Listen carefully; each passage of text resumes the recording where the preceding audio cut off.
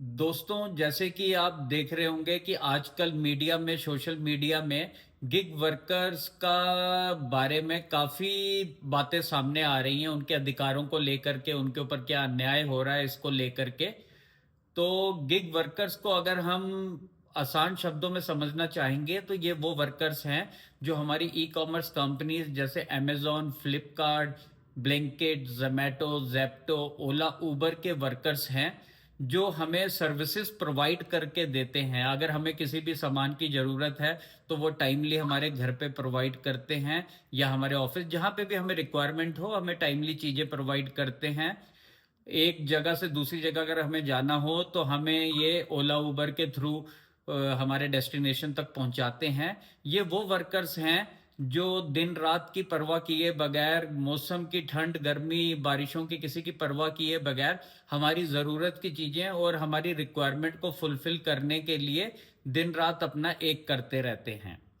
और अगर हम ई कॉमर्स कंपनीज को लेकर के चलें तो ये कंपनीज तो आने वाले कुछ सालों में हमारे देश में यूनिकॉर्न कंपनीज बन गई हैं, जिसमें अगर आप लेकर के चलें कि इनकी सफलता की जो बैकबोन है वो इनके वर्कर्स हैं, जिन्होंने उनको इस लेवल तक पहुंचाया है। क्योंकि ये कंपनीज उस किस्म की कंपनीज हैं जो हमारी रोजमर्रा की डेली हमारी रिक्वायरमेंट्स को फुलफिल करने में इन्होंने कोई भी कसर नहीं छोड़ी।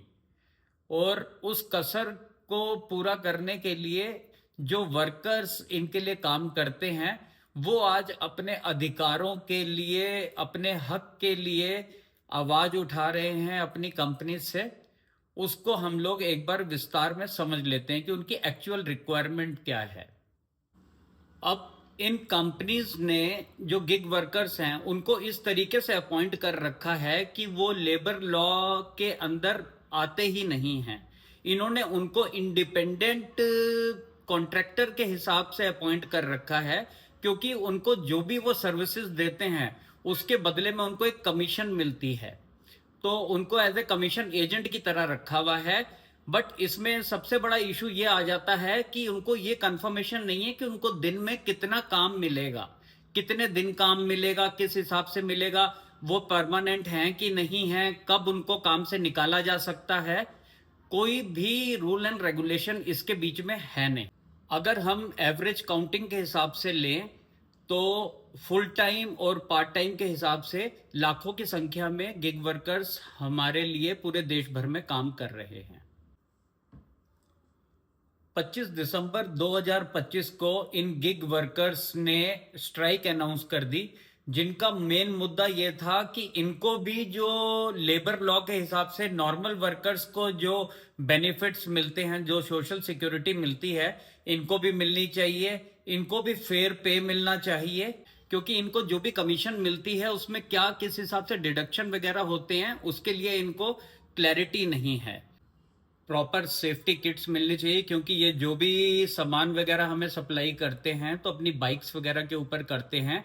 तो मौसम के हिसाब से उनको जैकेट्स वगैरह हो गया, हेलमेट हो गया, ग्लव्स वगैरह हो गए, सेफ्टी गियर्स वगैरह, ये इनको अच्छी क्वालिटी के मिलने चाहिए। कंपनीज जब भी चाहती है बगैर किसी एक्सप्लेनेशन के इनका अकाउंट ब्लॉक कर देते हैं, क्योंकि प्रॉपर इनका कोई अपॉइंटमेंट वगैरह तो हुआ नहीं होता है। अगर इनका मोबाइल पे अकाउंट ब्लॉक कर दिया तो वो सीधा उनको काम नहीं मिलेगा।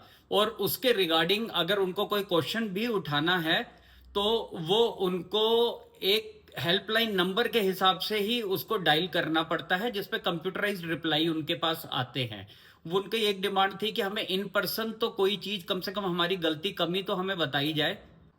नए साल के बिजनेस के प्रेशर को देखते हुए कंपनीज ने इनको अच्छे पे आउट्स वगैरह दिए, और साथ ही साथ इनको आश्वासन दिया कि इनके इन सारी प्रॉब्लम्स को वो जल्द से जल्द सॉर्ट आउट करेंगे। अब देखना यह है कि कंपनीज कितनी जल्दी इन प्रॉब्लम्स को सॉर्ट आउट करती है।